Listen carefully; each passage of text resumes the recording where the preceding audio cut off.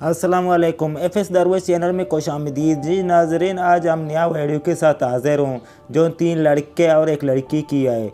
यह रात के 2 बजे का वक्त था। पूरे गांव में हर तरफ अंधेरा फैल चुका था और इस अंधेरे में 3 दोस्त गांव के खेतों में अपने मेह पे लगाए बैठे थे। वो तीनों लड़के रोशन, हमजा और इमरान काफ़ी पुराने दोस्त थे। इन तीनों से मोहब्बत तो कोई नहीं करता, लेकिन नफरत पूरा गांव करता। और इस नफरत के पीछे कसूर इन तीनों लड़कों का था। वो तीनों लोफर और आवारा किस्म के लड़के थे जो शराब, सिगरेट हर किस्म के नशे का शिकार थे। अब इनसे मोहब्बत तो कोई कर ही नहीं सकता, यहाँ तक कि इनके घर वाले भी इनसे तंग थे। वो तीनों भी किसी की मोहब्बत के इंतज़ार में नहीं थे। उन्होंने भी गांव से दूर खेतों में अपनी एक अलहदा दुनिया बनाई हुई थी ताकि गांव वाले इन्हें तंग ना करे और वो गांव वालों को तंग ना करे। रात को वो लड़के गांव के खेतों में बैठकर सारी रात नशा करते, लेकिन एक बार इनकी ज़िंदगी में एक ऐसी अजीब व गरीब रात आई, इनकी ज़िंदगी ही बदल गई। यह इस रात की बात है जब वो तीनों दोस्त खेतों में बैठकर नशा कर रहे थे और नशा में घूमते। इन्हें किसी का होश नहीं था। फिर अचानक खेतों में किसी लड़की के बाज़ेब की आवाज़ सुनाई दी। हमजा ने बाज़ेब की आवाज़ सुन ली और अपने दोस्तों से बोला, यार मैंने अभी अभी किसी लड़की की बाज़ेब की आवाज़ सुनी है। रोशन ने गौर कर हमजा को देखा और लापरवाही से कहा, तेरे कान बज रहे हैं। इतने रात को यहाँ कौन लड़की हो सकती है खेतों में? जरूर तूने आज नशा ज्यादा किया है। की बात पे रोशन और इमरान ने किसी ने यकीन नहीं किया और हमजा भी दोबारा सिगरेट पीने में मसरूफ हो गया। यह सोच कर शायद वाकई आज इसने नशा ज्यादा कर लिया हो, इसलिए ऐसी आवाज़ सुनाई दी। सब इस आवाज़ को नज़रअंदाज करके फिर सिगरेट पीने लगे। ठंडी ठंडी आवाज़ चल रही थी, लेकिन इनके जिस्म जैसे लोहे के बने हो, इन्हें कुछ महसूस ही नहीं हो रहा था। थोड़ी देर बाद लड़की की बाज़ेब की आवाज़ फिर से सुनाई दी। अब की बार वो आवाज़ तीनों दोस्तों ने सुन ली और सबके कान खड़े हो गए। सब हैरान होकर एक दूसरे को देखने लगे। हमजा फौरन बोला, देखा, मैंने कहा था ना, यहाँ किसी लड़की की बाज़ेब की आवाज़ बज रही है, लेकिन मेरी बात को कोई सुनता ही नहीं।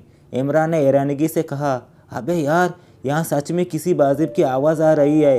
लगता है कोई लड़की है यहाँ। वो तीनों दोस्त नशा छोड़कर खड़े हुए। लेकिन इतनी रात को यहाँ लड़की कौन हो सकती है? किसी लड़की का रात 2 बजे इन खेतों में क्या काम? रोशन शैतानी मुस्कुराहट से बोला, यह तो इस लड़की को देखकर पता चले कि वो यहाँ क्या कर रही है। तीनों चलते जा रहे थे और इधर उधर इस लड़की को ढूंढने लगे। वो अपने नशे का सामान वहीं छोड़कर अब सिर्फ बाज़ेब की आवाज़ वाली को ढूंढ रहे थे। रात का वक्त था, हर तरफ अंधेरा फैल चुका था और वो तीनों लड़के इस बाज़ेब की आवाज़ को सुनते हुए इस लड़की को तलाश कर रहे थे। फिर अचानक इन तीनों को एक दरख्त के पीछे बहुत ही खूबसूरत लड़की नज़र आई। वो सब हैरान होकर इस लड़की को देखने लगे। इतने खूबसूरत लड़की वो अपनी ज़िंदगी में पहली बार देख रहे थे। जाने वो कौन थी और इतनी रात को खेतों में क्या कर रही थी? उन्होंने पहले तो कभी खेतों में कोई लड़की नहीं देखी थी। इमरान ने इस लड़की को देखकर हैरानी से कहा, ओए तेरी यह लड़की कौन है और यहाँ क्या कर रही है? इमरान ने शाताराना अंदाज में कहा, अबे जो भी है, हमें वो इससे क्या, चलो इस पास चलते हैं, इससे बात करते हैं। बहुत ही धमाका लड़की है, ऐसी लड़की तो पूरी दुनिया में नहीं होगी। हमजा की बात पे वो तीनों इस लड़की के पास जाने लगे। वो लड़की भी इन तीनों को देख चुकी थी और काफ़ी हैरान भी थी। वो तीनों इस लड़की के पास पहुंचकर बोले, कौन है आप और इतने रात को यहाँ खेतों में क्या कर रही हैं?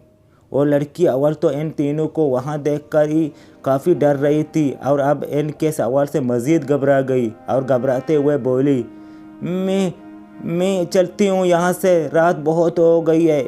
वो लड़की इन तीनों को देखकर वहाँ से जाने लगी। जब इमरान ने रोशन को कहनी मार कर कहा, अबे यार, इतनी अच्छी लड़की मिली है, क्या इसे यूं ही जाने देंगे? इसे पकड़ो, आज की रात हम तीनों का दिल बहलाएगी।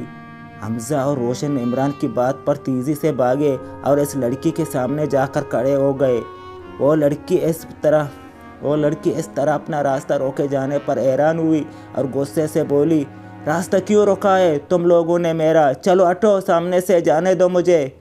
इमरान गौर से इस लड़की के जिस्म का जायज़ा लेने लगा और आवारगी से बोला, हट जाएंगे तुम्हारे रास्ते से भी, इतनी जल्दी क्या? ज़रा हमारे साथ चलो, हमें कुछ कर दो, फिर जाने देंगे तुम्हें।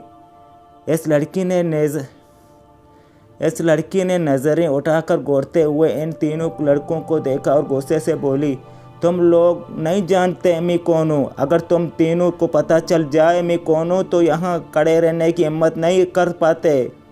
जी दोस्तों, ये कहानी जारी है। अगर दूसरा पार्ट देखना चाहते हैं तो कमेंट करके बताएं। इंशाल्लाह मिलते हैं अगले पार्ट के साथ।